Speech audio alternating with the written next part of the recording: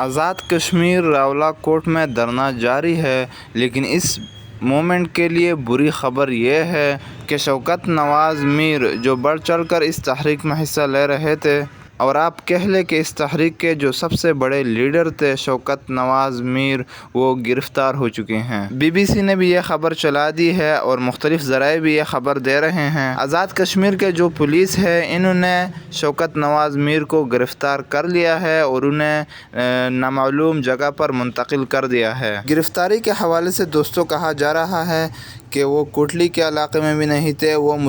مظفر آباد کے آس پاس کے علاقے میں تھے، یعنی وہ اس لیے منظر عام پر نہیں آ رہے تھے کہ وہاں پر اگر وہ پہنچ جاتے تو یہ بھی راستہ مشکل تھا، اس لیے وہ وہیں پر چھپے ہوئے تھے تاکہ یہی جو مارچ ہے وہ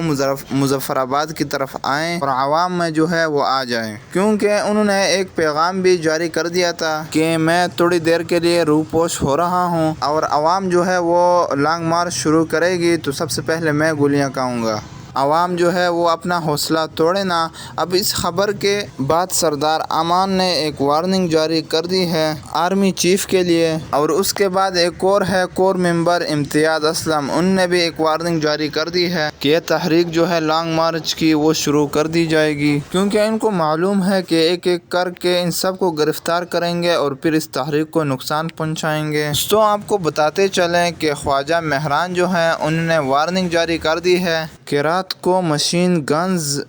کے ساتھ فوجی اور رینجرز یہاں پر پھر رہے ہیں۔ کیا اب یہ لوگوں کو مشین گنز سے ڈرا رہے ہیں، اور یا لوگوں کی جو نسل کشی ہے وہ مشین گنز سے کی جائے گی؟ دوستوں آپ دیکھیں کہ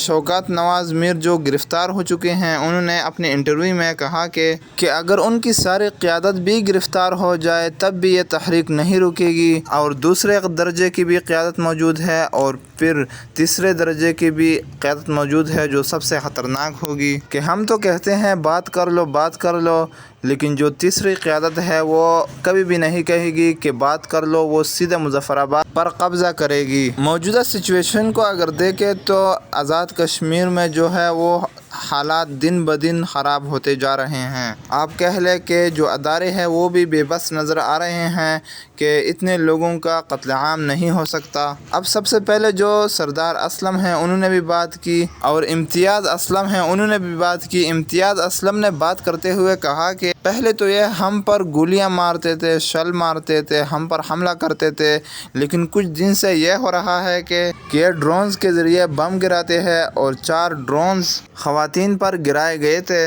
وہ پٹے نہیں کیونکہ ان پر ٹائمر لگا ہوا تھا، اور جلدی میں ان کو پھینکا گیا۔ اور یہاں پر دوستوں کہہ رہے ہیں کہ یہ اب بندوقی کی بجائے بم پر آ گئے ہیں۔ پاسبل ہے کہ ایک طرف سے ڈرانے کی بھی کوشش کی گئی ہو تاکہ یہ جو اتنا بڑا ہجوم ہے وہ دھماکے سے اڑے، لیکن لوگ ڈرانے کو تیار نہیں ہے، لوگ جانے کو بھی تیار نہیں ہیں، اور لوگ ڈٹے ہوئے ہیں چٹانوں کی طرح۔